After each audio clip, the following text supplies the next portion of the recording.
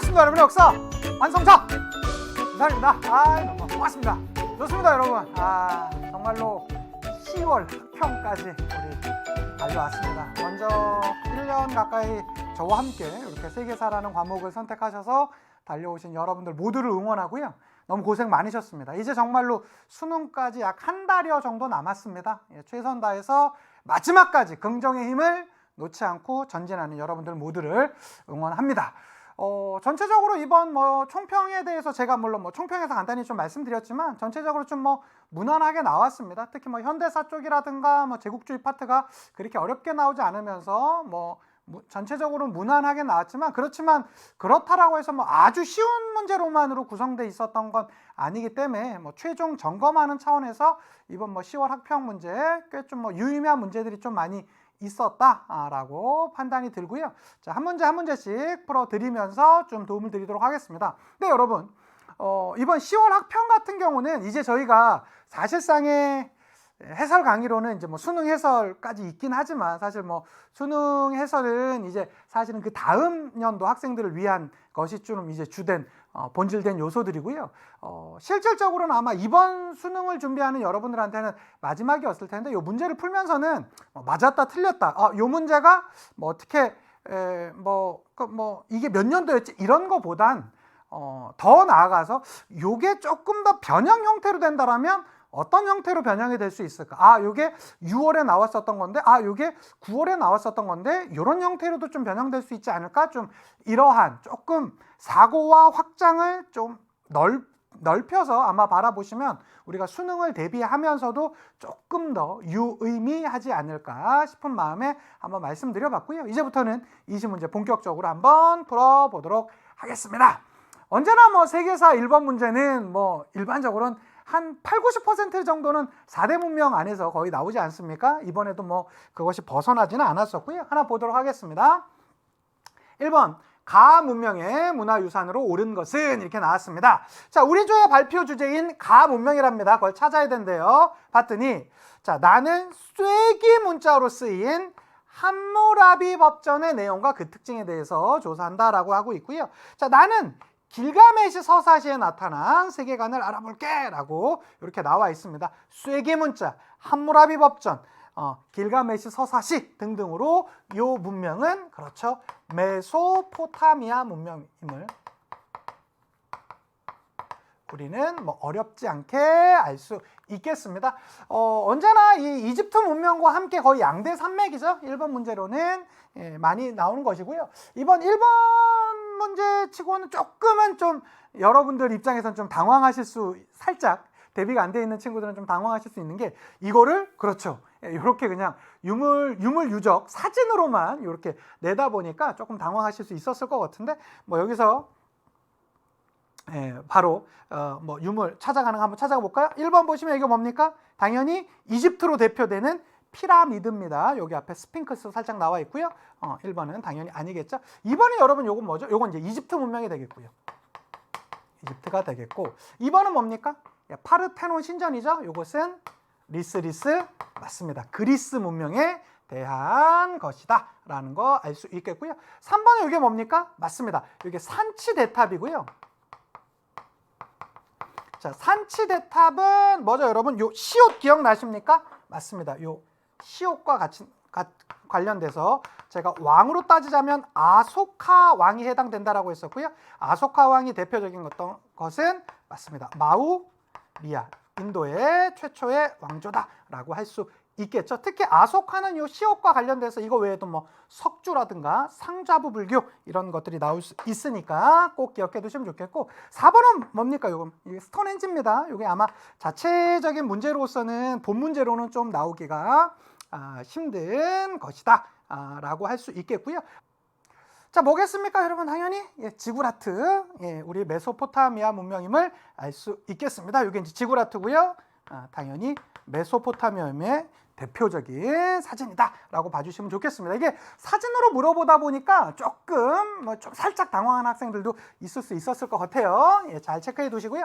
바로 2번 문제로 한번 가보도록 하겠습니다. 이번 문제는 로마 문제로 나왔는데요. 밑줄 친 전쟁에 대한 설명으로 옳은 것을 찾으랍니다. 이것은 카르타고와 벌인 전쟁, 그러니까 누군가와 카르타고와 전쟁을 벌였답니다. 예, 큰 공을 세운 장군의 딸의 코르넬리아의 조각상의 받침대라고 합니다. 그녀는 전쟁 중에 요 단어가 핵심이겠죠.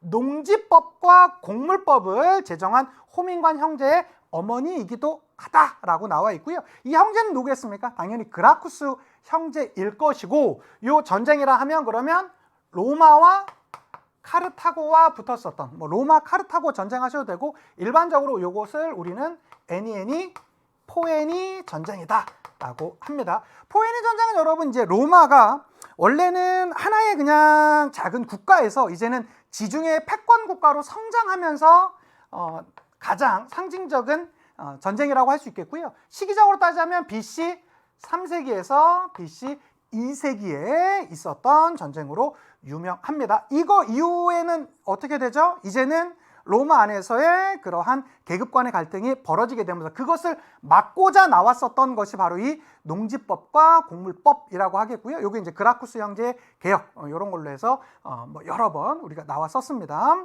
봐주시면 좋겠고, 그래서 우리가 로마의 발전 과정에서는 하나의 작은 도시국가였었던 로마가 기원전 8세기에 등장하고, 그것이 이제는 이 평민권의 성장과 함께 기원전 5세기에서 기원전 3세기에 이르는 호호 있지 않습니까? 호민관 평민회 있었고요.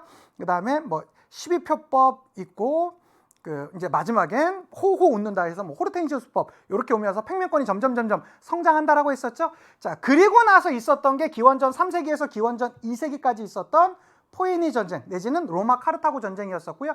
여기에서 로마가 승리를 하게 되면서 이젠 지중해 패권 국가로 등장하게 됐었고, 자, 이런 과정에서 로마 안에서는 내부적인 갈등, 계층 간의 갈등 이런 것들을 나름 막아내고자 바로 이 형제들의 개혁이 있었다라는 것까지 말씀드렸었습니다. 자, 보자면 이 전쟁에 대해서 한번 보도록 하겠습니다. 옥타비아누스가 집권하는 계기가 됐던 건 악티움 해전이고요. 요거는 대략 시기적으로 따지자면 BC 1세기입니다. BC 1세기입니다. 기원전 1세기 악티움 해전 꼭 기억해 두시면 좋겠고, 자, 펠로폰네소스 동맹의 반발로 시작되었었다. 요건 사실은 로마와는 조금 거리가 있는 바로 그리스에 대한 설명이죠. 그리스 중에서도 이 펠로폰네소스 전쟁은 기원전 5세기에 있었던 것입니다. 시기적인 개념 한번 살짝만 잡아주시고요. 자, 라티푼디움 경영의 확대에 영향을 미쳤었다. 그렇죠. 결과적으로는 이 포에니 전쟁에서 승리하게 되었었던 것이 바로 유력자들에게 힘이 부여됐었고, 그들은 그 힘을 바탕으로 대농장, 즉 라티푼디움 경영이 확대되는 영향이 있었습니다. 정답은 3번이고요. 자, 알렉산드리아 건설과 병행하여서 전개되었었다. 특히 알렉산드리아를 건설했었던 알렉산더 내지는 알렉산더 대왕 같은 경우는 기원전 4세기. 최근에 여러분 요거 많이 나오고 있습니다.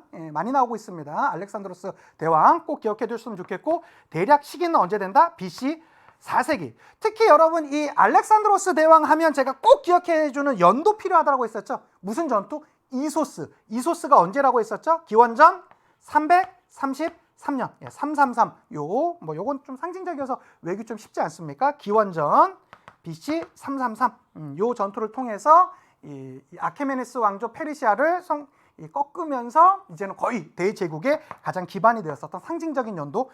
최근에 이게 여러분 연도로 많이 등장하고 있습니다. 그래서 시기적인 개념 아주 구체적으로는 아니더라도 대략적으로 기원전 4세기 이 정도는 꼭 기억해 두셨으면 좋겠어요. 자, 호르텐시우스법이 제정되는 결과를 낳았다. 특히 이 호르텐시우스법은 기원전 3세기에 있게 되면서 로마의 평민권 성장의 가장 핵심적인 법이기도 합니다. 봐주시면 좋겠고요. 자, 3번으로 가보도록 하겠습니다. 가 왕조에 대한 설명으로 옳은 것은 이렇게 나왔습니다. 자, 문학으로 보는 중국사라고 이렇게 나와 있고요. 사실은 요 시 자체에 대한 내용보다는 요것이 더 핵심이겠죠. 자, 이 작품은 휘종 제가 분명히 수업 때 여러 번 했었던 기억이 있을 겁니다. 휘종이 가의 포로로 끌려가서 쓴 시의 일부랍니다. 화려했던 과거를 그리워하며 현재의 생활에 한탄하는 심경이 담겨져 있는데요. 자, 요게 핵심이겠죠. 변경, 즉 카이펑. 이게 바로 북송의 수도 아닙니까? 요게 일단 송나라구나. 요걸 하나 알 수 있을 것이고요. 자, 근데 카이펑이 함락되고 휘종과 그의 아들 흠종, 흠종과 휘종이 끌려가게 되었었던 바로 그 사건에 대해서 얘기하고 있고요. 곧이어 조구가 황제가 되면서 이만, 즉 남쪽에 있는 도시인 항저우로 가게 되면서 남송이 나오게 되었던 거 아닙니까? 그러면 중요한 건 이걸 여러분 송나라로 풀면 안 돼요. 왜? 휘종이 가로 끌려갔다잖아요.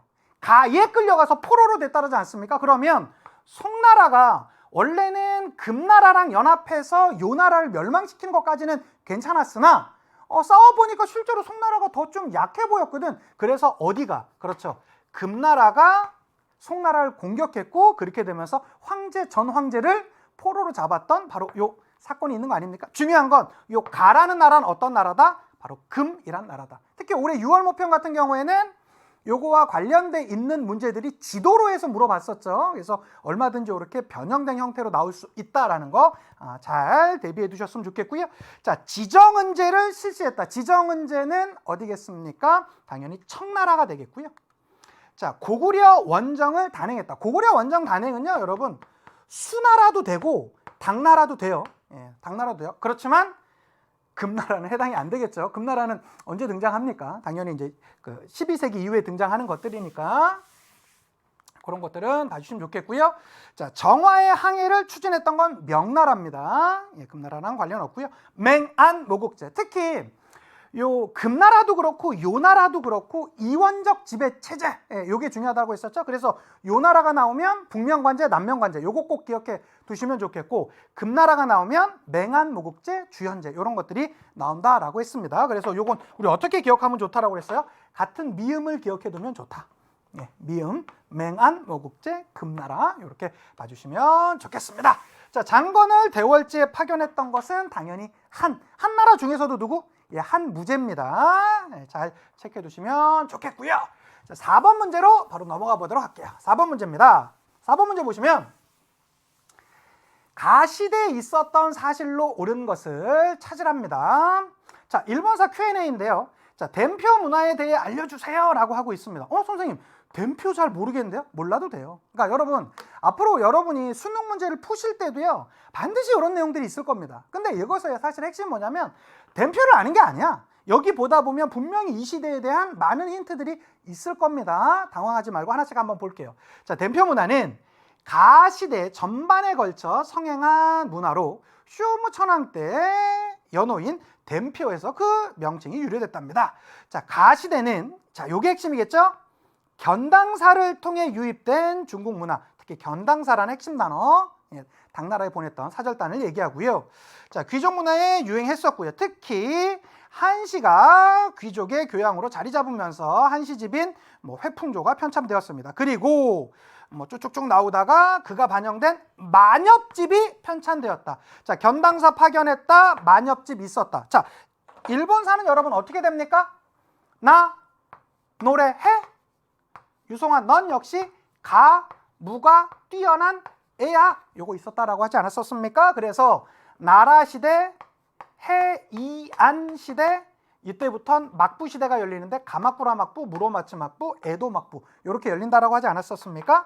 자, 그런데 여기 봤더니 견당사가 파견되었었다, 만엽집이 있었다, 당연히 나라 시대가 되겠죠. 나라 시대는 대략 언제 된다고요? 8세기 초에서 8세기 말까지입니다. 자, 해이안 시대는 8세기 말부터 12세기까지 가거든요. 그래서 12세기에 가마쿠라 막부, 14세기에 무로마츠 막부, 17세기에 에도 막부 이렇게 열리는 거 아니겠어요? 자, 그런데 어쩌면 여기서는 나라 시대니까 나라 시대에 대한 거 찾아가 봅시다. 일본 서기가 편찬된 것이 바로 나라 시대죠. 그렇죠. 만엽집과 일본 서기는 동시대에 같이 갑니다. 그게 나라 시대입니다. 그러니까 정답은 1번이고요. 2번. 감한무역이 실시되었다. 감한무역은요, 여러분, 미음 아닙니까? 이게 당시에 명나라와 무로마치 사이에서 감한무역이 시작되었던 거 아니에요? 그래서 미음. 예, 명나라와 무로마치 막부 사이에서 감합, 일종의 제한무역인 감합무역이 시작되었었다. 이건 당연히 무로마치가 해당되고요. 자, 원에 2차례 침략을 당했었다. 자, 특히 여러분, 원나라 등장하는 순간 요거 몇 세기입니까? 13세기죠. 그럼 요거 시기적인 개념만 알아도 알 수 있지 않을까요? 13세기는 여기 있으니까 당연히 가마쿠라 막부가 해당되겠고요. 다이카 개신이 단행되었다라고 하는데 다이카 개신이 645년이에요. 요거 아마 동아시아사 하는 친구들도 아주 면밀히 공부를 하실 텐데 사실 우리는 이거 그렇게 면밀히까지는 하지 않거든. 그러나 645년 어쨌든 7세기 대략의 시기적인 개념만 알아두시면 좋겠고요. 나라시대는 8세기니까 나라시대보다 이전에 있었다 정도만 알아두시면 좋겠습니다. 자, 상킨 고타이 제도가 시행된 것은 당연히 에도 막부가 되겠죠. 그래서 정답은 몇 번이다? 1번 이렇게 정리해 두시면 되겠습니다. 자, 5번으로 가보도록 합시다. 5번입니다. 5번 보시면 이번에는 여러분 전체적으로 좀 중국사 문제가 좀 무난하게 나왔습니다. 그거 봐주시고요. 가 인물에 대한 설명으로 옳은 것을 찾으랍니다. 가는 니루 조직을 확대 개편했답니다. 자, 성년 남자 300여 명을 1니루로 5개의 니루를 1잔란으로 5개의 잔란을 1구사로 편제했다. 선생님 너무 어려운데요? 몰라도 돼요. 핵심 단어 하나만 찾으면 됩니다. 자, 구사를 한자로 기라고 표현하였는데 기라고 표현했답니다. 자, 처음에는 4개의 기를 조직하여서 자, 황, 홍, 백, 남의 상징색을 부여했었고 이후 통치 범위에 확장되고 인구와 병사가 늘어나자 가는 황, 홍, 백, 남색을 정기라고 부르고 각각의 깃발을 홍색이나 백색 테두리를 두른 것을 양기라고 했답니다. 그러면 4개에서 곱하기 2가 되겠죠? 그래서 몇 개가 된다? 8개의 기가 됐다. 이걸 그러면 8개의 기를 만들었다. 이것을 바탕으로 해서 군대를 편제했던 거. 이게 뭐예요? 팔기제잖아요. 자, 팔기제는요. 누르하치가 만든 거예요. 즉 후금 만들었었고 이 후금이 시간이 지나면서 뭘로 됩니까? 청나라가 되지 않습니까? 즉 청나라의 전신인 후금을 조직했었던 이 인물 누구야? 누르하치라는 인물이겠죠. 누르하치. 그가 누구예요? 바로 후금 공복한 사람이죠. 후금이 이름 바뀌어서 바로 청나라가 되는 거 아니겠습니까? 바로 정답은 1번이다. 그래서 올해는 여러분 이 청나라 좀 잘 봐주시길 바랍니다. 청나라 좀 잘 봐두시길 바래요. 왜 그러냐? 청나라에 보통 왕이 나온다라고 하면 누가 나왔었냐면 이번 9월 모평에도 그렇지만 그 청나라의 강희제가 나왔었죠. 그거를 네르친스크 조약 지도를 찍는 형태로 좀 나오지 않았습니까? 물론 이 문제는 좀 무난하게 나왔습니다.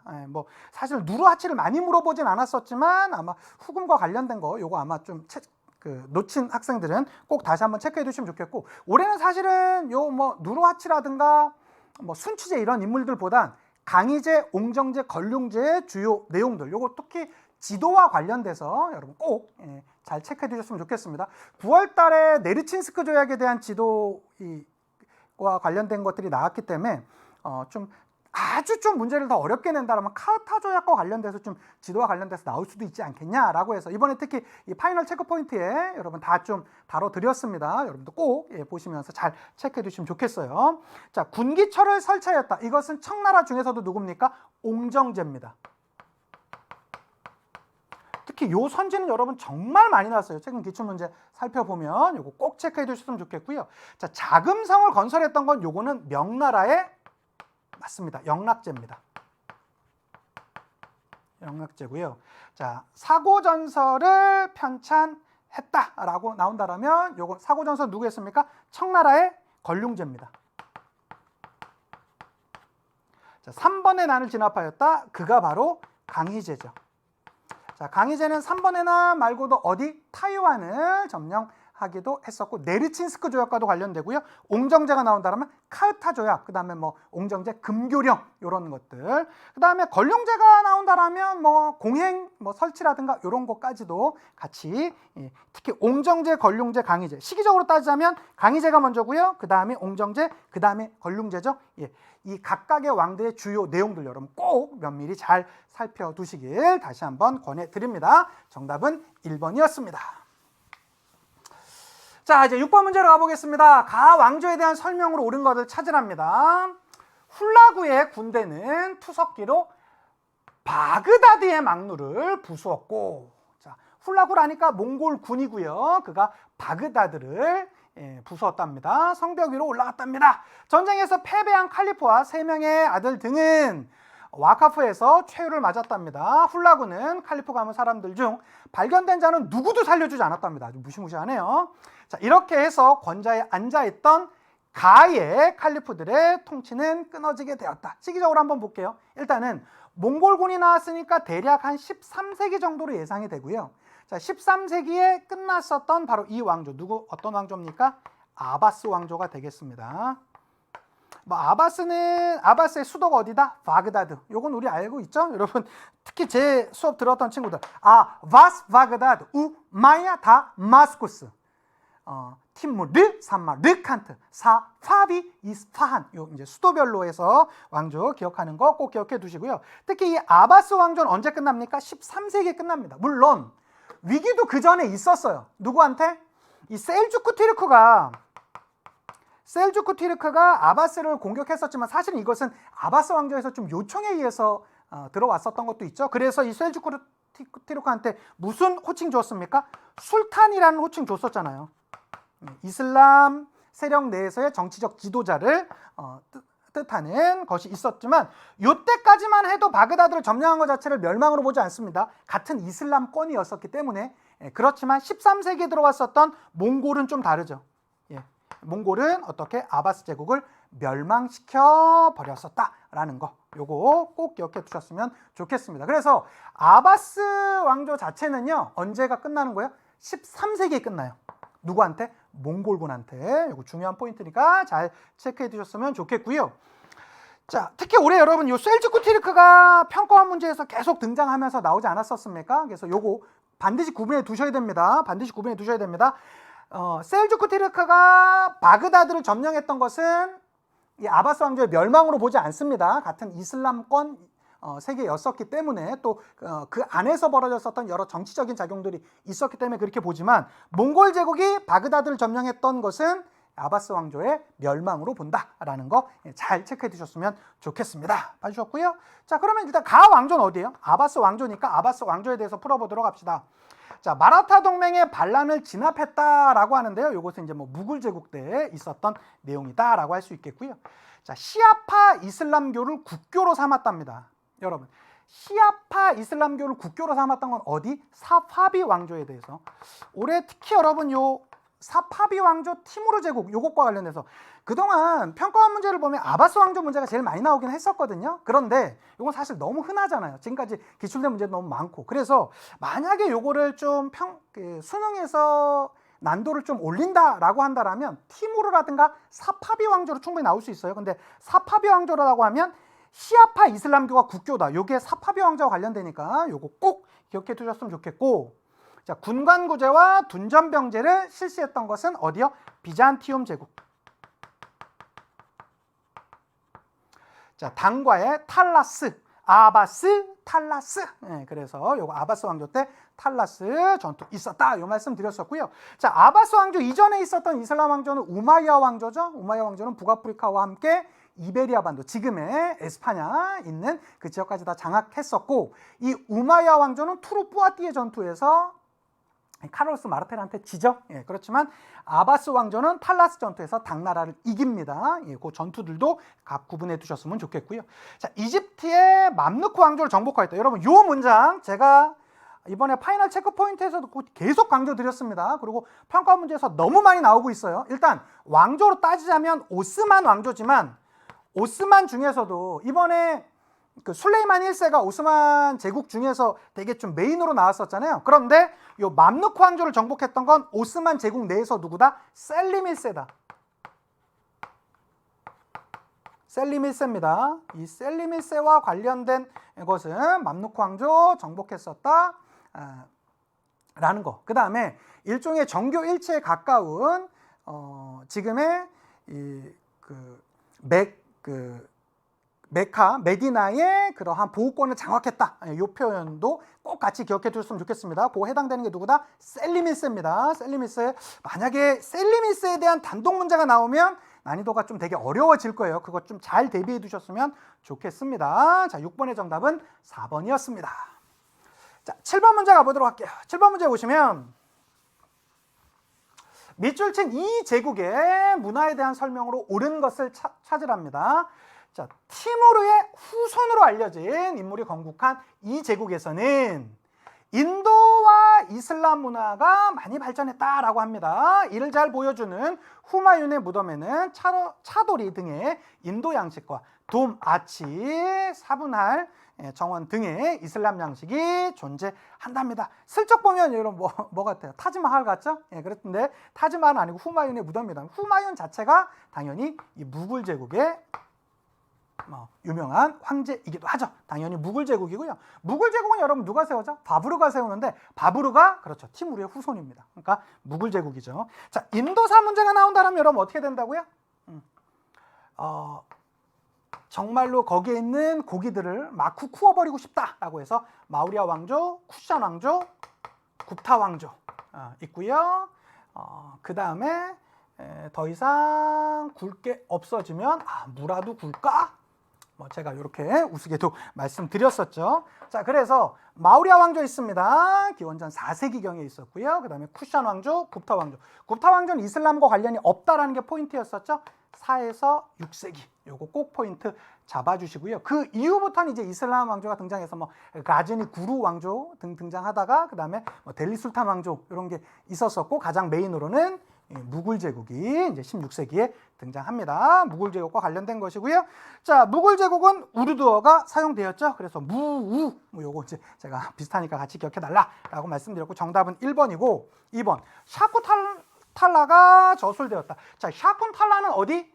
맞습니다. 여기 있는 굽타 왕조. 그러니까 뭔가 외계어와 비슷한 것처럼 좀 여러분 입장에서 되게 좀 낯선 용어들이 나오면 대부분 다 굽타 왕조다. 요거 말씀드렸습니다. 샤쿤탈라.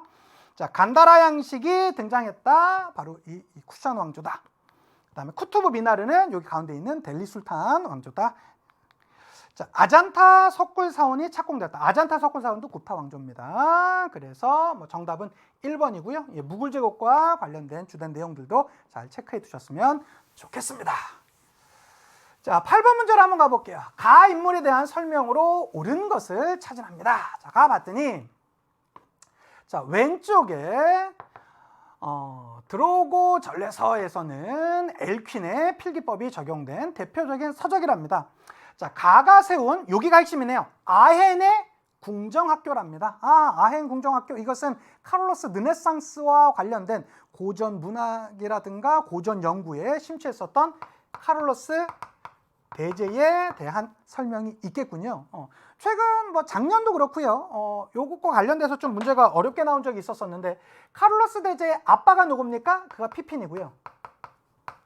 피핀의 아빠가 누굽니까? 카를로스 마르텔이죠. 카를로스 마르텔이죠. 왕조를 세운 인물은 피핀이고요. 그리고 이슬람 세력을 막아냈었던 바로 그 인물은 카를로스 마르텔입니다. 그가 막아냈었던 그 전투가 뭐야? 가 임마 이렇게 이슬람 세력한테 딱 이렇게 내치는 거 아닙니까? 그게 무슨 전투? 전에 제가 이슬람 할 때 말씀드렸던 투르푸아티의 전투를 승리했던 인물이 카를로스 마르텔이고요. 그 다음에 피피는 교황과 이 협력 관계를 바탕으로 왕조를 개창했었고, 그 다음에 거의 그 영토도 많이 늘리면서 정확히 800년에 서로마 황제 대관을 받았던 바로 그 인물이 카를로스 대제입니다. 특히 이 카를로스 대제가 나올 때는 그렇죠. 우리가 흔히 카를로스 르네상스도 불리는 그 문의 부흥 시대가 이때 있었다라는 것도 꼭 같이 체크해 두세요. 자, 이 과정에서 단락의 시작 부분에만 로마식 알파벳을 크게 적고 나머지는 필기에 편하도록 고안된 소문자를 사용했다라고 하고, 이 내용 자체는 여러분 별로 안 중요합니다. 더 중요한 건 이 아헨, 이 단어가 중요하고 혹시라도 못 찾았을까봐 여기서 이걸 다시 한번 힌트를 줬어요. 무슨 말이냐? 이 방식은 자, 650여 년 뒤에 등장한 구텐베르크의 인쇄술과 결합되어 유럽에 보급되었대요. 그럼 보세요. 카를로스 대제가 대략 활약했던 게 한 800년 정도거든요. 상징적인 연도가. 자, 그런데 여기서 650을 더해 보십시오. 그럼 어디요? 1450년경 정도 될 거 아니에요? 그렇죠? 그러면 요때쯤 만들어진 게, 즉 15세기에 만들어진 게 구텐베르크의 활판 인쇄술이고, 그것이 16세기에 뭐와 만나면서 루터의 종교개혁과 만나면서 거의 전 세계에 엄청난 변화, 즉 개신교가 등장하게 되는 것의 가장 큰 배경이 되었던 게 바로 이 구텐베르크의 활판 인쇄술 아닙니까? 시기적으로도 정확히 맞아떨어진다. 근데 사실 아마 이것까지 굳이 더해서 풀 것까지는 없었으나 혹시라도 여기에서 힌트를 못 찾았던 친구는 이렇게도 찾아갈 수 있었다라는 거 말씀드리겠고요. 자, 그럼 카를로스 대제 한번 찾아보도록 합시다. 자, 보름스 협약을 맺었다. 자, 보름스 협약은 1122년, 너무나 상징적인 연도죠. 그래서 성직자 서임권을 놓고 싸우다가 카노사의 굴욕 이런 거 있지 않았었습니까? 그래서 성직자 서임권을 성직자들에게 주게 되었던 사건이 바로 이 보름스 협약이고요. 자, 메르센 조약이 체결되었던 건 카를로스 대제 사후에 영토를 분할했던 조약이 바로 이 메르센 조약이라고 할 수 있겠죠. 카를로스 왕조를 개창했던 인물은 피핀입니다. 이거 헷갈리시면 안 돼요. 반드시 이렇게 두시고요. 4번입니다. 투르푸아티의 전투에서 승리했던 건 카를로스 마르텔, 그러니까 카를로스 대제의 할아버지다라고 할 수 있겠죠. 예, 교황으로부터 서로마 황제 관을 받았다. 그가 특히 카를로스 대제가 영토를 엄청나게 많이 넓혔었는데 그 넓혔던 지역마다 뭘 했답니다. 예, 전도를 했다라는 거 아닙니까? 교황 입장에서 엄청나게 고마웠겠죠. 예, 그래서 바로 800년. 요걸 알아두시면 여러분 시기적 개념 잡기가 꽤 편하다라고 했었죠. 왜? 800년에 서로마 황제 대관을 받았다라는 것은 결과적으로 700 몇 년에서 800 몇 년에 그가 활약했던 시대 아닙니까? 그러면 대략 8세기에서 9세기 인물이 카를로스 대제구나. 예, 이런 것들, 이 상징적인 연도를 하나 알아두시면 대략적인 시기를 잡을 수 있기 때문에 그런 것들 유용하게 활용할 수 있습니다. 예, 정답은 5번이다 라고 봐주시면 좋겠고요. 자, 9번 문제로 가보도록 할게요. 자, 9번 문제 보시면, 자, 다음 주장이 제기된 시기의 사회 모습으로 가장 적절한 걸 찾으랍니다. 신이 천하의 지도를 놓고 살펴보니 6나라의 땅덩어리가 진보다 5배나 크고 병사들은 10배나 많습니다. 6나라가 하나로 힘을 합쳐 서쪽으로 진을 공격하면 진은 반드시 질 것입니다. 중량 나와 있고요. 6나라가 합종하여 함께 진에 맞서면 진의 군대는 감히 함곡관으로 나와 산동을 위협하지 못할 것입니다. 이렇게 얘기하고 있어요. 이건 뭐죠? 그러면 6나라가 합치자라는 건 진 빼고 6나라 아닙니까? 그럼 이때 나라가 총 몇 개 있었다라는 거야? 7개 있었다라는 거죠. 요 7개의 나라가 춘추 전국시대, 그 중에서도 춘추 전국시대에는 5패 7웅이라는 주요 봉건국가가 있었다고 했죠. 그래서 여기서 말하는 7개의 국가라는 것은 요 전국시대 말하는 7웅, 이 7웅 중에 하나인 진나라가 결과적으로는 춘추 전국시대를 통일하고 기원전 221년 통일하는 거 아니겠습니까? 이렇게 가는데 이 진 통일 우리가 좀 막아보자. 우리가 10만 합치면 진보다 땅도 너무 넓고 군사도 월등하게 많잖아. 우리 힘을 합쳐보자 라고 하는 내용입니다. 즉 구체적인 내용은 여러분 필요 없고요. 이 시기를 물어보는 거니까 이 시대가 어느 시대임을 우리가 알면 됩니까? 춘추 전국 시대임을 알면 되는 것입니다. 자, 볼까요? 자, 춘추 전국 시대에는 유가 사상가가 도덕 정치를 주장하였다. 이게 춘추 전국 시대에 대표적으로 나오는 제자 백가 사상 아니겠습니까? 맞네요. 예, 정답 1번이라고 할 수 있겠고요. 윈강 석굴 등의 석굴사원이 윈강 롱먼 등의 석굴사원이 축조됐답니다. 이거 언제요? 특히 위진 남북조 시대다라고 할 수 있겠고요. 서역의 영향을 받은 당삼체가 제작되었던 건 당나라입니다. 관리 선발을 위한 향거리선제. 향거리선제는 여러분 요 히읗이 중요하다라고 했었죠. 그래서 어디? 요 한나라에 해당됩니다. 이슬람 역법을 참고한 수시력이 편찬되었었다. 이것은 여러분 수시 원섭이 여러분 잘 생각하시면서 이번에 잘 쓰셨죠? 예, 그거 말씀드렸습니다. 이 원나라에는요, 원나라 때는 수시력이라는 역법이 등장했었고 서상기, 비파기라는 대표적인 문학 작품이 있었다라고도 말씀드렸습니다. 자, 수시력 나오면 당연히 원나라예요. 그러니까 요 9번의 정답은 1번. 요거 어렵지 않게 찾아갈 수 있었고요. 자, 이제 10번 문제로 한번 가보도록 합시다. 10번 보시면 밑줄 친 왕조에 대한 설명으로 옳은 것을 찾으랍니다. 자, 개간 세계사라고 나와 있고요.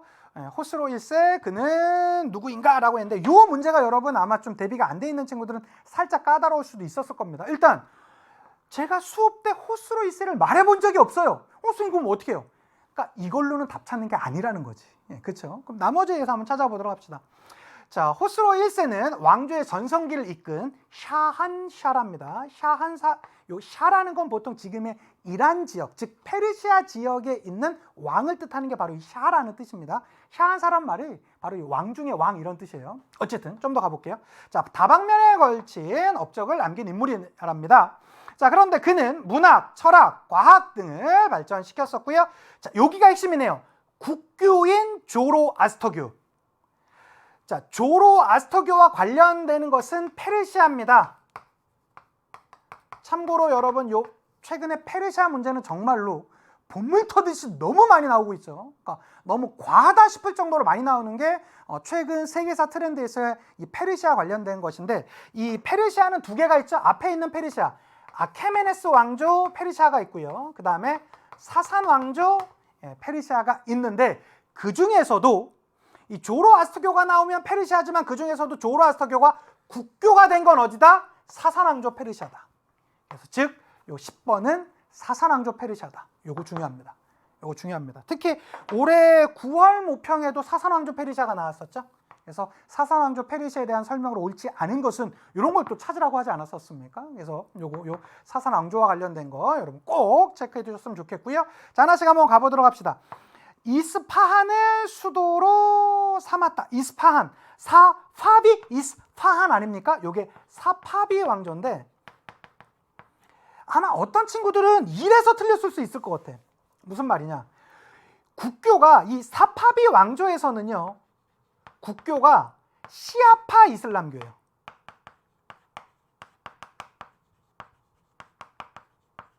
시아파 이슬람교가 국교거든. 그런데 국교가 조로아스터교인 건 사산왕조 페르시아고요. 국교가 시아파 이슬람교는 사파비 왕조예요. 근데 사실 요것도 되게 좀 특이한 사항이라 여기에 너무 꽂혀 있는 친구들, 국교를 구분하지 못했었으면 이걸 사파비로 풀었을 수도 있을 것 같거든요. 그래서 그거 여러분 요거 반드시 좀 구분해 두셨으면 좋겠습니다. 최근에 사산왕조 페르시아에 대한 그 문제 너무 많이 나오고 있고요. 아케메네스 왕조 페르시아 문제도 만만치 않게 많이 나오고 있죠. 그래서 요거 반드시 구분해 두셔야 될 것이고, 요 국교가 시아파 이슬람교는 사파비 왕조고, 국교가 조로아스터교였던 것은 사산왕조 페르시아입니다. 즉 1번은 정답이 될 수 없습니다. 요거 꼭 체크해 두셨으면 좋겠고요. 자, 밀레트 제도가 실시되었던 것은 오스만 제국이고요. 이슬람 세력에 의해 멸망당했다. 이게 사산왕조 페르시아죠. 특히 여러분, 사산왕조 페르시아는 최근에 지도와 관련돼서도 많이 나오지 않았었습니까? 몇 세기에서? 3에서 7세기가 바로 사산왕조죠. 특히 요 7세기에 멸망했던데, 사산왕조 페르시아를 멸망시켰던 이슬람 세력은 어떤 이슬람 세력이다? 이슬람 세력 중에서도 정통 칼리프 세력이다. 요거 중요합니다.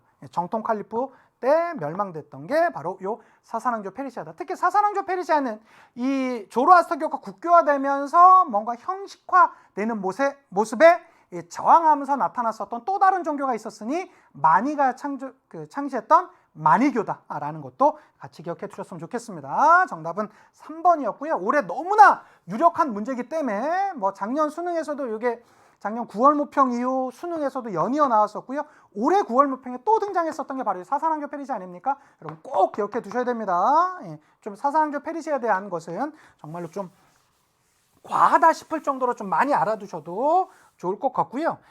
혹시라도 여러분 그거 안 하셨을까봐 제가 최근에 제 수업을 듣는 학생이 추천해줘서 나왔던 것 중에 하나가, 이 아케메네스 왕조 페르시아가 아시리아에 이어서 서아시아 지역을 두 번째로 다시 통일을 하잖아요. 재통일을 하잖아요. 그래서 이 아케메네스 왕조 페르시아가 나온다라면 리오넬 메시는 신이야. 요거 제가 이 마지막 강의에서 이 파이널 체크 포인트에서 수업은 했지만, 혹시나도 그 수업을 여러분 입장에서는 다 들으셨으면 좋겠지만 못 들은 학생이 있을까 봐 다시 한번 해드리겠습니다. 그래서 거기 보면 메디아라든가 리디아라든가 신바빌로니아라든가 이집트를 아케메네스 왕조 페르시아가 멸망시키잖아요. 요거 줄임말 중에 나는 예전에 뭐 신라면 메아리 뭐 요걸로 제가 수업을 했었는데 그거보다 이게 훨씬 좋아. 축구의 신은 누굽니까? 지금까지 역사상 가장 위대한 선수 리오넬 메시죠. 리오넬 메시는 신이야. 요걸로 해서 했더니 이거 한 친구가 만들어줬는데 제가 봤을 땐 약자 중에서는 진짜 최고가 아닌가 싶습니다. 예, 리오넬 메시는 신이야. 요것만 기억해 두시면 요 아케메네스 왕조 페르시아는 바로 리디아, 메디아, 신바빌로니아, 이집트 지역을 다시 재정복하면서 서아시아 지역을 재통일했었다. 특히 이 아케메네스 왕조 페르시아도 사산 왕조 페르시아와 함께 최근에 너무 많이 나왔었기 때문에 제가 뭐도 하나 다 같이 알아달라고 했습니까? 그렇죠. 아케메네스 왕조 페르시아보다 이전에 통일했었던 아시리아. 아시리아의 수도가 어디라고 했었죠? 니네베라고 했었죠. 예, 그것도 같이 체크해 두셨으면 좋겠습니다. 자, 아시리아가 서아시아 지역을 최초로 통일했던 건 기원전 7세기경이고요. 아케메네스 왕조 페르시아가 통일했던 건 기원전 6세기경입니다. 예, 그런 시기적인 구분도 같이 해주셨으면 좋겠고요. 자, 이베리아 반도까지 영토를 확장했던 것은 일반적으로 보면 뭐 우마이야 왕조 같은 데가 해당되겠고요. 자, 수사에서 사르디스까지 왕의 길을 건설했던 건 아케메네스 왕조 페르시아가 해당되겠죠? 예, 그렇게 정리해 두시면 좋겠습니다. 자, 이제 절반 지났고요. 11번 문제로 가보도록 하겠습니다. 11번 보시면 자, 밑줄친 공위에 대한 탐구 활동으로 가장 적절한 것을 찾으랍니다. 자, 봤더니 위클리프는 45개 조항에서 그의 뜻을 따르는 후수는 30여 개 조항의 명백한 이단으로 판명되었답니다. 위클리프와 후수를 2단으로 규정했군요. 요게 무슨 공예입니까? 콘스탄츠 공예.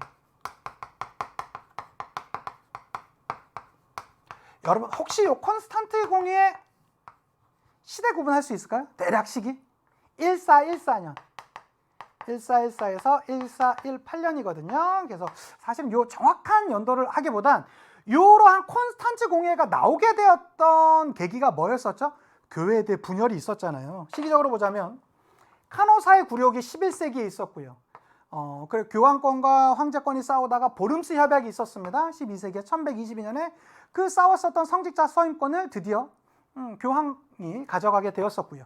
자, 그렇게 되면 대전 가운데 13세기에 교황의 아주 절정기가 있었죠. 예, 절정기가 그래서 교황은 해, 황제는 달, 이런 얘기가 나올 정도였고, 그게 14세가 되면서 확 위축되잖아요. 예, 그 대표적이었던 게 아비뇽 유수죠. 올해 요 아비뇽 유수가 평가원의 문제에서 계속 연이어서 등장했었죠. 자, 근데 이 아비뇽 유수에 한 70여 년 가까이 아비뇽에 교황청을 두다 보니까 대립이 있었었고, 다시 로마로 돌려보냈는데 여러 명의 교황이 나오게 되면서 혼란에 빠졌었잖아요. 우린 그것을 아비뇽 유수 이후에 교회 대분열이라고 하고, 그 교회 대분열을 정리했던 게 콘스탄트 공회 아닙니까? 그쵸? 요 콘스탄트 공회 하면서 위클리프와 후스를 2단으로 놨었고, 로마 교황의 정통성을 인정해 주었었던 게 바로 이 콘스탄츠 공회죠. 그러니까 시기적으로도 이게 15세기 초에 있었었고요. 그럼 요거의 핵심은 그렇죠. 교회의 대분열을 종식시키기 위해서, 정리하기 위해서 나왔었던 것이 콘스탄트 공회입니다. 자, 그러면 성상 파괴란 여러분 8세기입니다. 726년에 있었어요. 해당되지 않고요. 교회의 대분열이 수습되는 과정을 파악하는 게 콘스탄츠 공회가 맞습니다. 정답 2번이고요. 자, 셀주크 튀르크와의 전쟁을 호소한 교황. 이 교황 누구죠? 예, 우르바누스 2세가 되겠고요. 자, 이 우르바누스 2세가 나온다라면 그렇죠. 예, 나 좀 더 클레르몽 공의가 해당됩니다. 자, 루스터파의 등장에 대한 로마 가톨릭 교회의 대응. 요건 여러분 뭐죠? 뭔가 우리 교황 말 맞아? 우리 이 로마 가톨릭의 교리 맞는 거야? 라고 하면서 그들의 논리와 그들의 교황을 다시 한번 재확인하잖아요. 그게 뭡니까? 트리엔트 공회. 예, 트리엔트 공회. 자, 트리엔트 공회는 언제 있었을까요? 적어도 루터가 등장한 이후에 등장해야 될 거 아니에요. 그래서 16세기 중엽에 있어요. 예, 그래서 요 학생들이 가장 많이 헷갈리는 게 바로 이 콘스탄트 공회랑 트리엔트 공회를 많이 구분하지 못하거든요. 콘스탄트 공회는 교회의 대분열을 정리했던 것이고, 트리엔트 공회는 그렇죠. 루터파의 등장에 대한 로마 가톨릭의 대응, 즉 교황에 대한 권위라든가 로마 가톨릭에 대한 교리를 다시 한번 재확인하잖아요. 트가 다시 재확인되고 있지 않습니까? 요거 두 개 반드시 구분해 두셨으면 좋겠고요. 5번입니다. 신성 로마 제국의 하인리 4세가 파문된 배경을 살펴본다. 자, 하인리 4세 나왔으면 어디로 가셔야 되겠습니까? 여기 카노사의 굴욕과 관련된 것이다 라고 봐주시면 좋겠습니다. 자, 12번으로 가보도록 하겠습니다. 12번 보시면 가왕에 대한 설명으로 옳은 것을 찾으랍니다.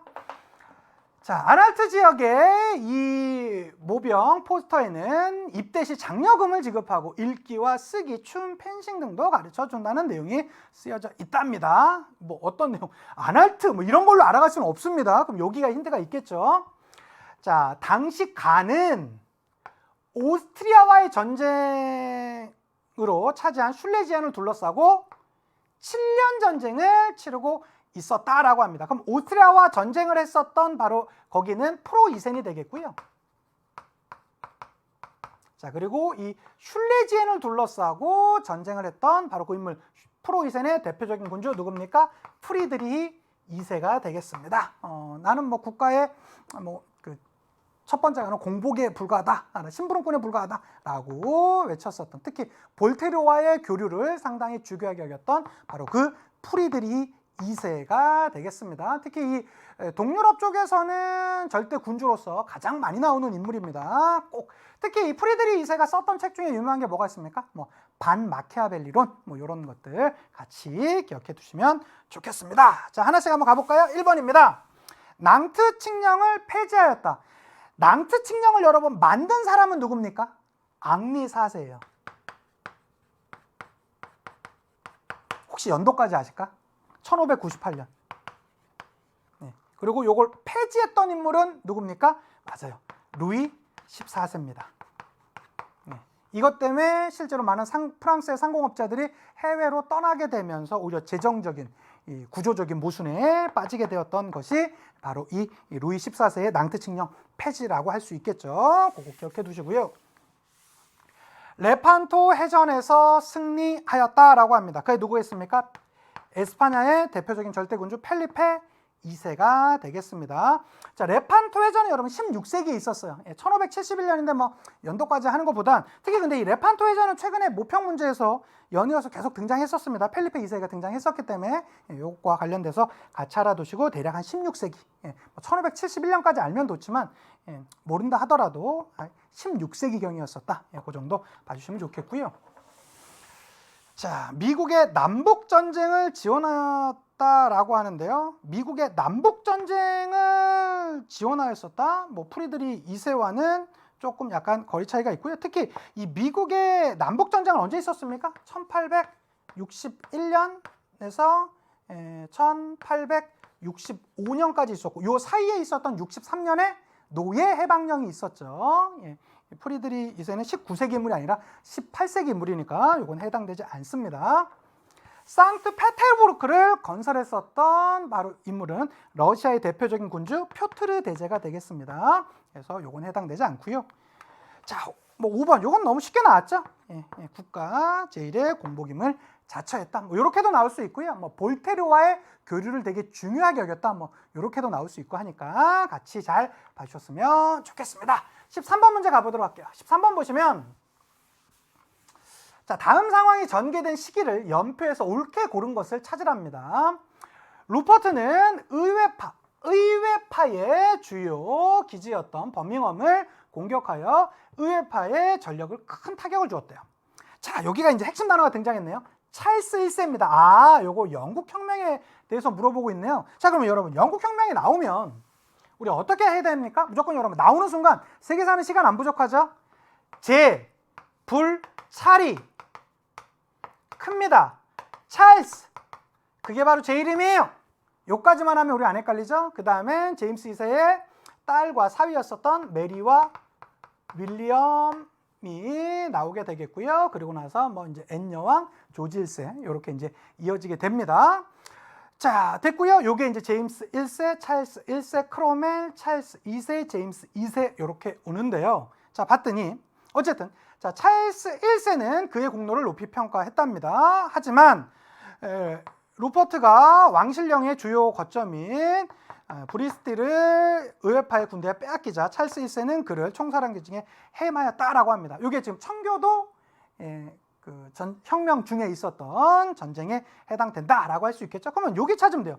스튜어트 왕조를 개창했던 인물은 제임스 1세예요, 여러분. 제임스 1세에 해당되고요. 권리청원을 승인했던 건 찰스 1세 아닙니까? 그렇죠? 자, 그 다음에 크로멜이잖아요. 크로멜 등장하는 것이고, 크롬웰 등장하는 것이고, 자, 심사법이 제정되었었다. 심사법이 찰스 2세거든요. 찰스 2세요. 사실 뭐 요거 연도 찾자면 1673년인데 그 연도까지는 필요 없을 것 같고, 어쨌든 찰스 2세다. 대략 그 정도 봐주시면 좋겠습니다. 권리장정 승인은 제임스 2세 내쫓고 그의 딸과 사위를 왕의 공동왕으로 앉히잖아요. 이게 메리와 윌리엄이 권리장전을 승인하죠. 그래서 요 라 안에는 제임스 2세의 내용이 있겠고요. 하노버 왕조 개창은 조지 1세이기 때문에 요 사이에 뭐 엔여왕 이런 게 있다라고 할 수 있겠습니다. 그렇다면 자, 찰스 1세가 해당되고 그의 이 권리청원 승인 이후에 있었던 청교도 전쟁, 청교도 혁명 내지는 청교도 정쟁 중에 있었던 사건이라 하면 당연히 나에 해당된다라고 할 수 있겠죠. 그래서 여러분 이 영국 혁명에 나오면 어려운 이유는 사실 뭐 구체적인 디테일한 연도를 뭐 많이 있다 이거보단 이름들이 너무 헷갈리거든. 이건 진짜로 헷갈려요. 계속 봐도 헷갈리거든요. 그러니까 그냥 딱 써놓고 시작하자고. 우리가 뭐 제 몇 회 뭐 이런 식으로 시작하지 않습니까? 그래서 제가 언제입니다. 제 불찰이 큽니다. 찰스 그리고 제리미어 이렇게 아셔도 되지만 아니면 그냥 제만 쓰세요. 그리고 마지막도 제야. 예, 그리고 가운데가 찰찰 나오고 가운데가 크로멜입니다. 이게 이제 뭐 데칼코마니처럼 되는 거 그렇게도 외우셔도 된다라고 말씀드렸죠. 13번의 정답은 2번이 되겠습니다. 14번 가봅시다. 14번 보시면 밑줄 친 기역, 니은, 혁명 사이에 있었던 사실로 옳은 걸 찾으랍니다. 자, 프랑스의 사회주의자들은 차르는 러시아의 황제를 뜻하죠. 차르의 낡은 체제를 전복하고 임시정부를 세운 이들의 혁명을 환영한대요. 자, 차르 체제가 무너졌던 혁명, 요거 뭐죠? 기억은 1917년에 있었던, 보통은 3월 혁명이라고 하지만 이게 러시아력으로는 2월이라고 그래서 2월 혁명으로 실제 출제된 적도 있습니다. 어쨌든 1917년에 있었던 3월 혁명이라고 할 수 있겠고요. 그리고 나서 이제 뭐 임시정부가 등장하죠. 뭐 케렌스키 임시정부라든가 이런 정부가 등장했었죠. 자, 그리고 나서 니은 혁명도 찾아야 돼요. 대중이 깨닫지 못한 채 마냥 반겼던 즉각 강화 외침은 그에 따른 모든 선동이 승리했답니다. 이 승리는 오래갈 것인가? 최초의 소비에트 정부를 세운 혁명의 횃불이 꺼지지 않는다면 승리는 지속될 수 있을 것이다. 그러면 여기서 나오죠. 최초의 소비에트 정부를 세운 니은 혁명이랍니다. 이 니은 혁명은 뭐겠습니까? 같은 해에 있었던 1917년에 있었던 11월 혁명. 이게 러시아력으로는 10월이기 때문에 10월 혁명이라고도 할 수 있다라고 했었죠. 그렇죠. 이 레닌이 주도했었던 바로 이 11월 혁명에 해당된다라고 할 수 있겠습니다. 그러면 기은, 니은 혁명 사이에 있었던 일 찾으라니까 여기 있었던 거 찾으라는 건데요. 여기서 사실 여러분 내용 나올 거 뭐밖에 없는지 아세요? 이 3월 혁명으로 세워졌었던 이 정부가 전쟁을 계속 지속하면서 그게 바로 이 11월 혁명에 나오게 되는 큰 계기가 되거든요. 사실 교과서 내용으로는 그거밖에 없어요. 아마 선지도 그렇게 만들어질 가능성이 매우 높습니다. 한번 볼게요. 자, 피해 일요일 사건이 발생했던 건 요건 러일 혁명 중에 발생하죠. 1905년입니다. 자, 신경제 정책이 추진되었다라고 이렇게 나오는데요. 신경제 정책은 1921년이죠. 일부의 그 자본주의적 요소를 받아들였던 내용이라고 할 수 있겠고요. 레닌 주도로 코민테른이 조직되었던 건 1919년입니다.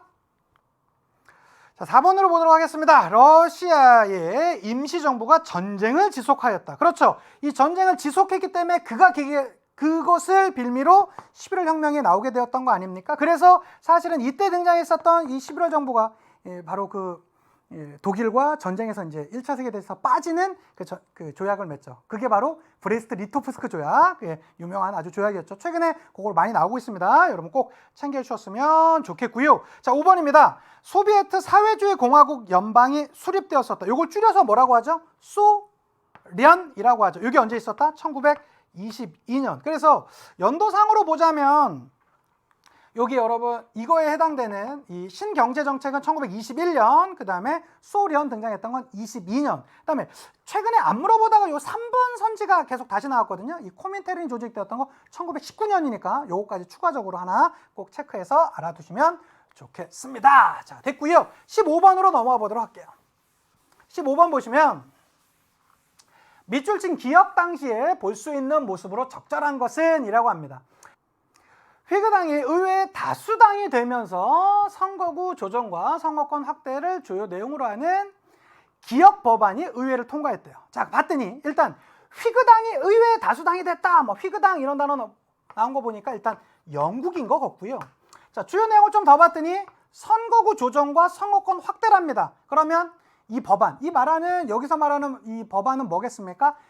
1차 선거법 개정이에요. 보통 여러분 시험 문제 나올 수 있는 건 1차 선거법 개정안밖에 없습니다. 실제로 기출문제로 나온 적도 있었죠. 이게 언제죠? 1832년이죠. 그러니까 19세기에 의회를 통한 점진적인 개혁의 가장 대표적인 것들이 바로 이 영국에 있던 의회를 중심으로 하는 점진적 개혁이었었다. 그 중에서도 이 1차 선거법 개정안 요거 시기적인 개념 잡아주셨으면 좋겠습니다. 자, 내용 한번 바로 볼게요. 1번입니다.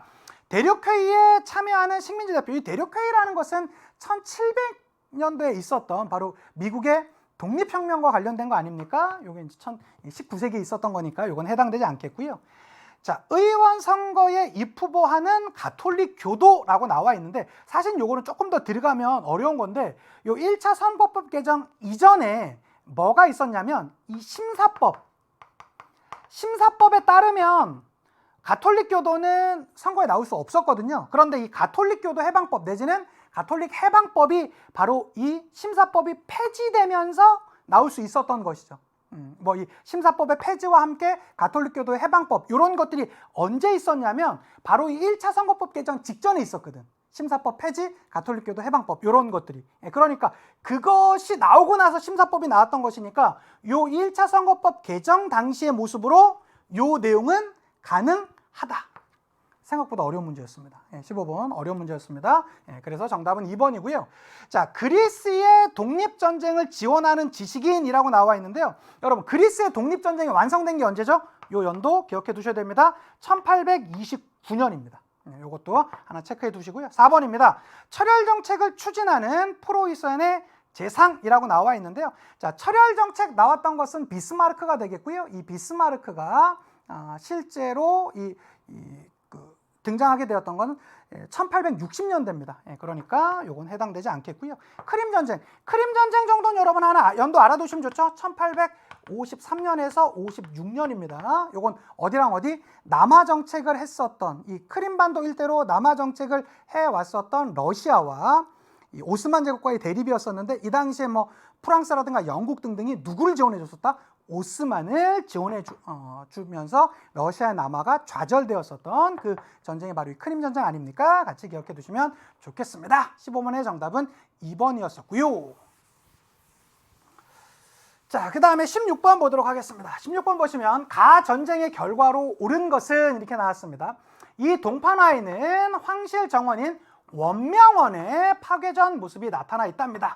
동양과 유럽의 건축 양식이 어우러졌던 원명원은 한때 황제가 기거하며 정무를 보기도 했던 곳인데요. 하지만 가 전쟁 중 텐진에 이어 베이징이 점령당했었고요.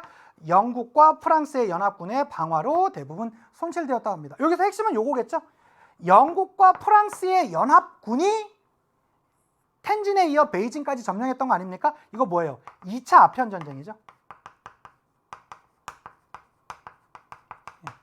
1856년에서 60년까지 있었던 2차 아편 전쟁이 되겠습니다. 자, 2차 아편 전쟁 중에 텐진 조약 맺었었는데 이게 청나라가 파기를 요구했었고요. 그것으로 이어서 이제 그 1860년에 베이징 조약까지 이 텐진 조약의 내용을 나오면서 이제 추가하게 되면서 뭐 주룽반도 일대까지 할양당하는 그게 바로 2차 아편 전쟁의 결과 아니겠습니까? 자, 이 전쟁의 결과로 옳은 거 찾으랍니다. 자, 공행무역이 폐지되었었던 건 2차 아편 전쟁이 아니라 1차 아편 전쟁의 결과입니다. 그거 기억해 두시면 좋겠고요. 이거 이제 1차 아편 전쟁이 되겠죠.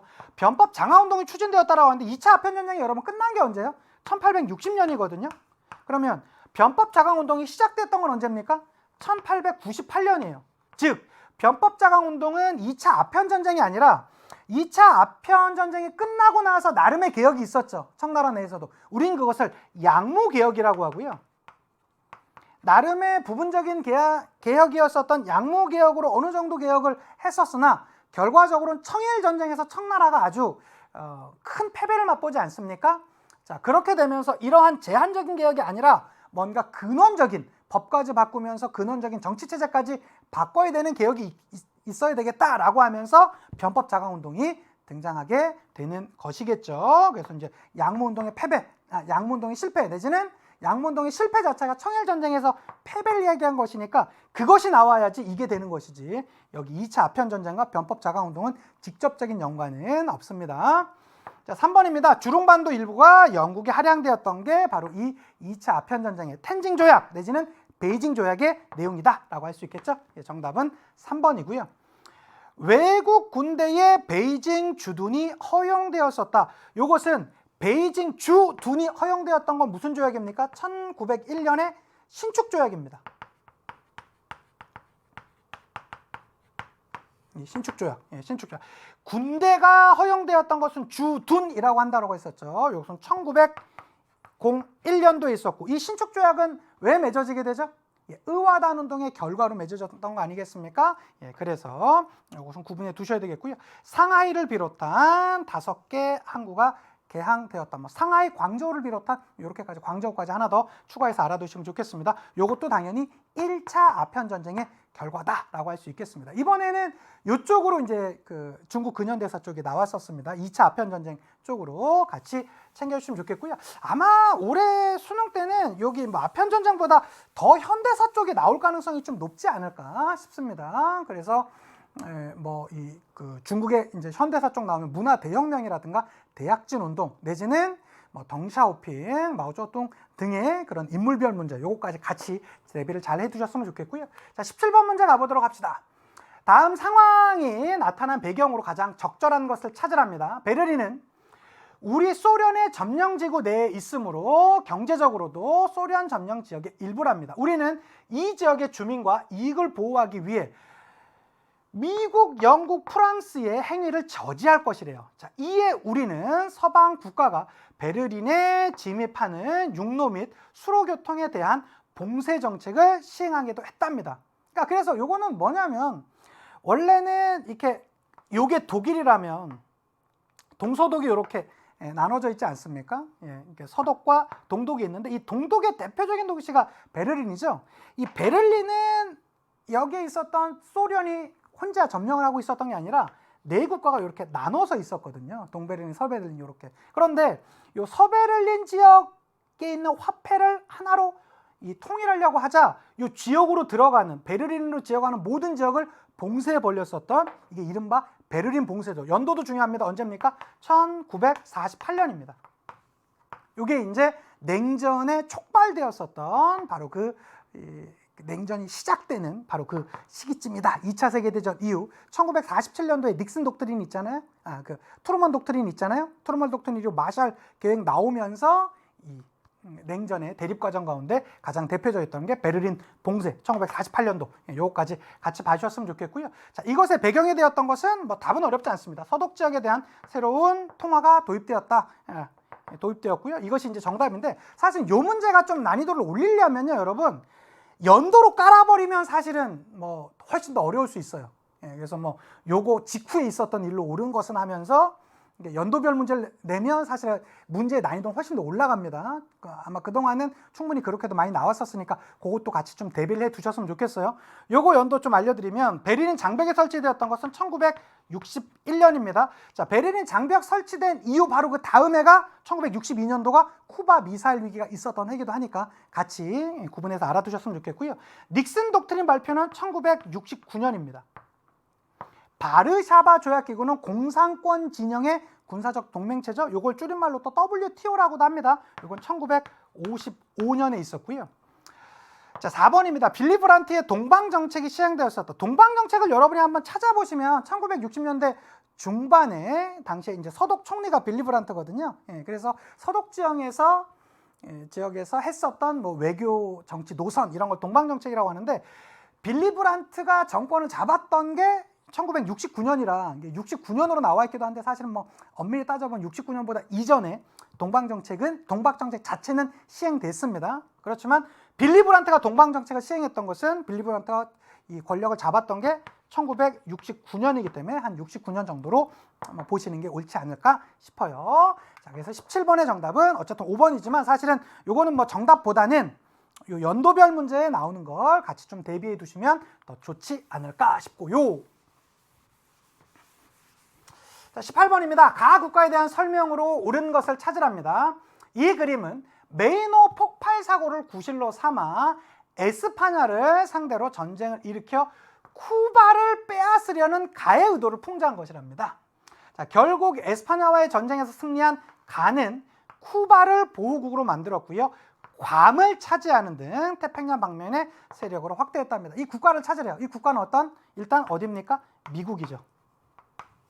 이 전쟁 자체를 우리는 흔히 1898년도에 있었던 미서전쟁, 미국 에스파냐 전쟁이라고 합니다. 여기에서 사실은 미국이 이기면서 사실은 아시아권에서는 어디까지 식민지를 또 얻어오죠? 그렇죠. 원래 에스파냐 식민지였다가 미국으로 넘어갔던 게 대표적인 나라가 필리핀이죠. 네, 그거까지 같이 봐주셨으면 좋겠고요. 어쨌든 여긴 미국입니다. 그래서 미국 차에서 이 문제 자체는 어렵지 않았는데 아마 올해 수능도 여러분 분명히 제국주의 파트에서 분명히 어렵게 나올 거예요.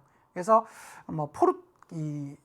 가장 어렵게 나온다라면 이 아프리카 대륙의 지도별 문제가 나와갖고 그거 찾는 거, 특히 올해는 독일 지역, 카메룬 지역이라든가 이 독일이 차지했었던 그런 지역이라든가 나머지 지역, 포르투갈 문제가 최근에 또 좀 많이 나왔었죠. 지역별로에서는. 그래서 그런 것까지 같이 기억해서 꼭 알아두셨으면 좋겠습니다. 여기서 미국이 나왔어요. 일단 미국 찾아봅시다.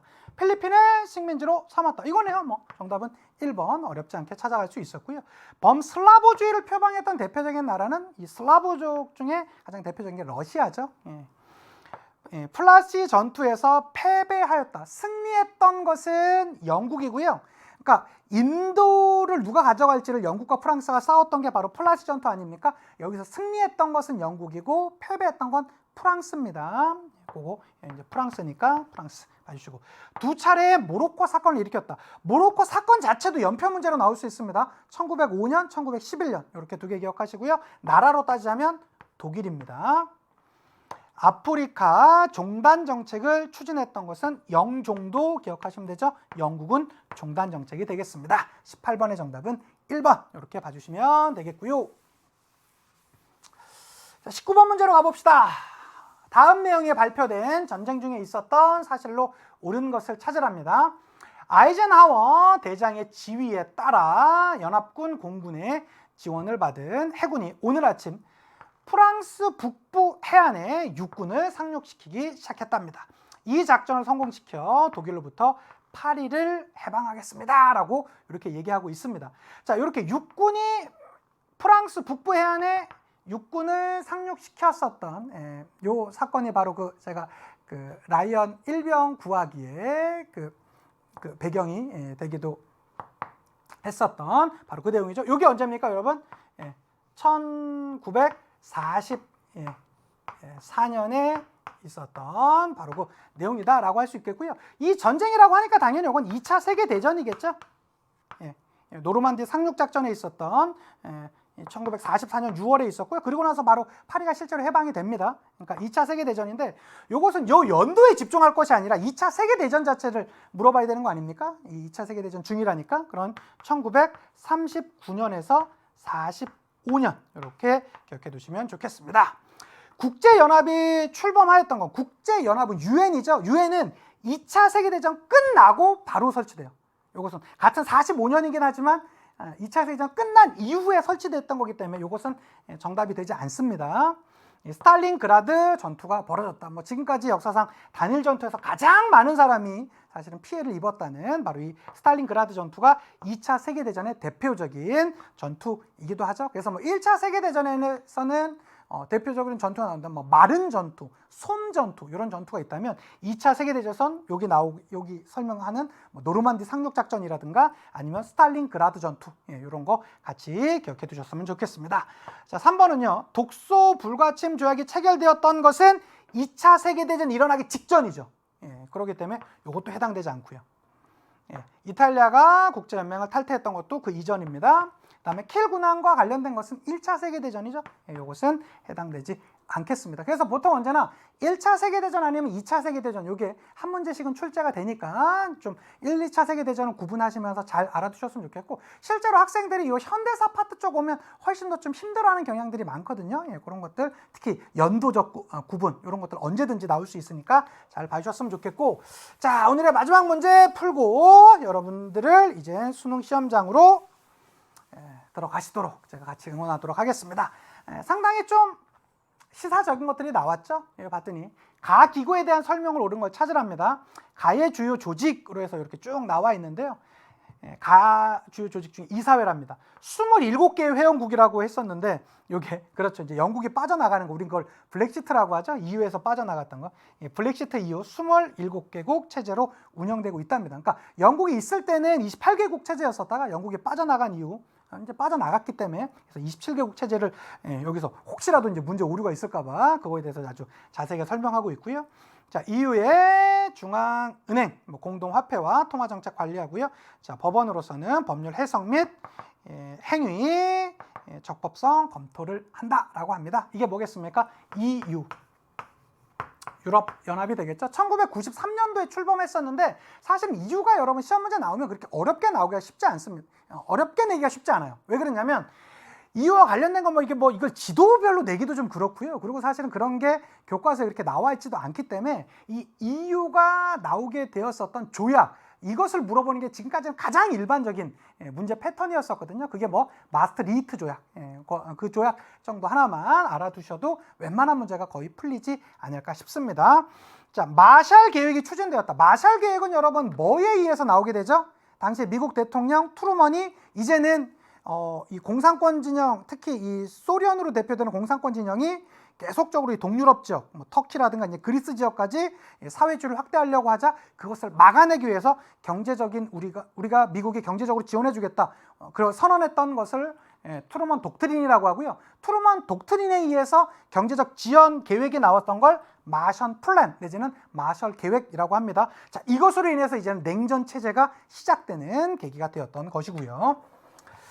자, 제3세계 형성을 주도하였다. 제3세계라는 것은 사회주의권 국가와 공산 사회주의권 진영과 자유주의권 진영에 속하지 않고 독자만의 길을 걸어가겠다라고 해서 아시아, 아프리카의 여러 국가들이 그것을 선언했던 것이죠. 대표적인 게 1955년에 있었던 인도네시아 반둥에서 있었던 반둥회의, 평화 10원칙 이런 것과 관련돼서 많이 나오죠. 구분해 두시면 좋겠고요. 자, 상임이사국에 거부권을 부여하였다. 이것은 EU가 아니라 UN이죠. UN. 유엔에서는 상임이사국. 상임이사국이라 하면 어떤 나라들이 있습니까? 이것도 여러분 알아두시면 좋습니다. 주로 좀 약간 센 나라들 다 해당되죠. 미국이라든가, 그렇죠. 러시아, 중국, 영국, 프랑스. 여기가 상임이사국입니다. 이걸 안보리 상임이사국이라고 하거든요. 안전보장이사회 상임이사국 요 5개 나라는요. 유엔이 군사적인 제재를 한다라든가 이런 거 할 때 만장일치예요. 한 나라라도 거부해버리면 실제로 유엔 군대라든가 군사적 제재를 할 수가 없습니다. 그래서 이들의 기득권을 그대로 인정해줘서 그렇기 때문에 지금까지 유엔이 잘 유지된다. 사람들은 이렇게 많이들 얘기하고 있죠. 이 5개 국가도 하나 알아두시면 더 도움이 되지 않을까 싶고요. 자, 브레튼 우주 체제 성립에 기여했다. 이 브레튼 우주 회의에서 나왔던 게 브레튼 우주 체제 아닙니까? 이 브레튼 우주라는 것은 1944년, 즉 2차 세계대전 중에 미국의 브레튼 우주에 모여요. 주요 국가들이 모여가지고 이제 앞으로 2차 세계대전이 끝나면 우리 어떻게 할래? 라고 한 다음에 경제적 재건이라든가 이런 걸 위해서 IMF라든가 IBRD라든가 이런 걸 만들었었고, 여기에서 또 정해졌던 게 뭡니까? 미국의 달러를 기축통화로 정한다. 요거까지 여기서 나왔었다. 그래서 그렇게 만들었던 체제를 브레턴 우주 체제라고 하죠. 그거까지 봐주셨으면 좋겠고요. 정답 5번입니다. 마스트리히트 조약이 체결되는 계기로 출범되었었다. 이게 이제 EU다. 라고 유럽 연합이 나오게 되었던 조약. 이 조약 이름도 살짝 어렵죠? 마스트리히트 조약. 요거까지 봐주시면 좋겠습니다. 이렇게 해서 20번 풀어봤고요. 여러분 이 10월 모평 잘 보셨다고 너무 만족하거나 자만하지 않으셨으면 좋겠습니다. 기본적으로 수능은요, 이 10월 모평 문제보다는 충분히 더 좀 어렵게 나올 겁니다. 우린 그것을 좀 잘 대비해 두셨으면 좋겠고, 특히 올해 있었던 그 기출문제 중에서 여기서 이제 주요 연도라든가 우리가 필요한 것들 이런 거 있죠? 이런 것들 좀 면밀히 잘 챙기면서 봐주셨으면 좋겠고, 특히 올해는 좀 약간 시사적인 것과 관련돼서 현대사 파트에선 시사적인 게 아프가니스탄 문제와 관련돼서 이란의 지도 문제라든가 뭐 이런 것들이 좀 약간 틀어지면서 좀 많이 나올 수 있을 것 같거든요. 그런 것들 좀 잘 대비해 주셔서 수능 때 만점 시험지를 휘날리면서 저한테 또 수강 후기를 써주시면 너무나 감사하고 행복할 것 같습니다. 여러분과 지난 1년 동안 함께 할 수 있어서 너무너무 행복하고 좋았고요. 또 이제 역사를 배운 사람들로서 앞으로도 대학생활 열심히 잘 영위하시면서 살아가는 여러분이 되어주시길 영원히 응원하도록 하겠습니다. 이젠 수능 해설로 여러분들 다시 찾아뵙도록 할게요. 수고 많으셨고요.